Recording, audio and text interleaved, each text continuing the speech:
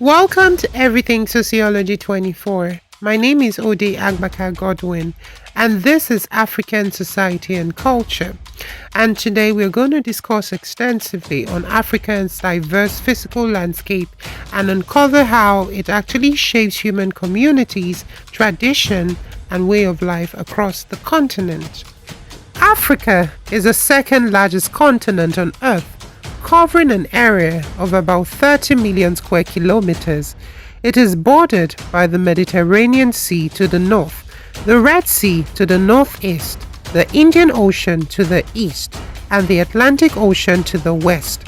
What makes Africa truly unique, however, is its incredible variety of landscapes, each home to distinct cultures, economic activities, and tradition.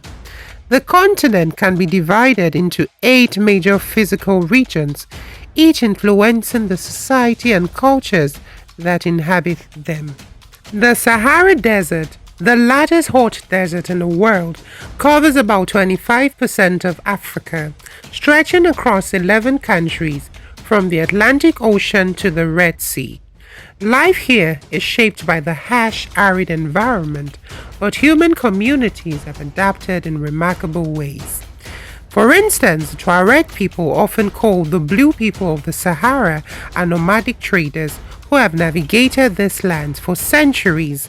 They rely on camels and age-old trade routes to exchange goods like salt, gold, and dates. Oases, small water-rich areas, have historically served as hubs for settlement, fostering cultural and economic exchange. South of the Sahara lies the Sahel, a semi-arid transition zone between the desert and the fertile savanna. Stretching from Senegal to Sudan, it faces desertification, making agriculture and herding increasingly difficult. Many communities, such as the Fulani, practice pastoralism, moving their herds seasonally to find fresh grazing lands. The expansion of the desert due to climate change and overgrazing has led to conflict over land, pushing people towards urban centers. The Ethiopian Highlands rise dramatically, home to 80% of Africa's tallest mountains. The rugged terrain has shaped a distinct culture and ecosystem.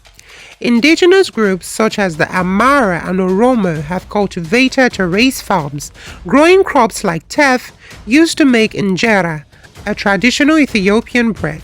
This region is home to unique wildlife such as the Ethiopian wolf and the Gelada baboon, found nowhere else on Earth. Covering almost half of Africa, savanna are grassland ecosystems rich in biodiversity. The Serengeti Plains of Kenya and Tanzania host the famous Great Migration, where over 1 million wildebeest and zebras move in search of water and fresh grass.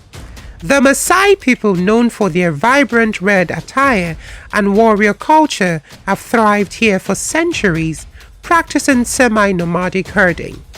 Increasing agricultural expansion threatens traditional way of life, leading to a complex balance between conservation and economic development. Stretching along Kenya, Tanzania, and Mozambique, the Swahili Coast has long been a hub for international trade. The blend of African, Arab, and Indian influences has shaped a unique coastal culture.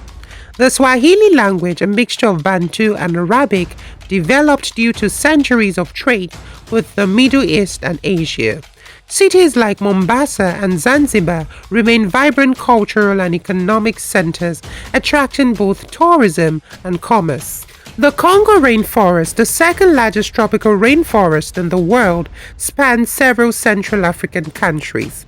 Indigenous forest communities such as the Mbuti and Baka people have lived sustainably in this forest for generations, relying on hunting and gathering. Threats such as deforestation and logging endangers both the forest ecosystem and the traditional way of life of these indigenous people. The Great Lakes region includes some of the largest and deepest lakes in the world, such as Lake Victoria, Lake Tanganyika, and Lake Malawi. These lakes support fishing economies, providing livelihood for millions. Nations like Uganda and Rwanda are investing in hydroelectric power, using the lake to generate energy. Southern Africa is home to rocky plateaus, the Drakensberg Mountains, and one of the most unique ecosystems on Earth, the Cape Flora region, known for its diverse plant life. This region is famous for its wildlife reserves, such as Kruger National Park, which attracts global ecotourism. Indigenous groups like the San people have a deep connection to the land, practicing traditional hunting and storytelling tradition. Africa's diverse landscape are not just geographical features, they are living environments that shape the identities, the culture, and livelihood of millions of people. From nomadic traders in the Sahara to coastal Swahili merchants, each region tells a unique story of adaptation and resilience.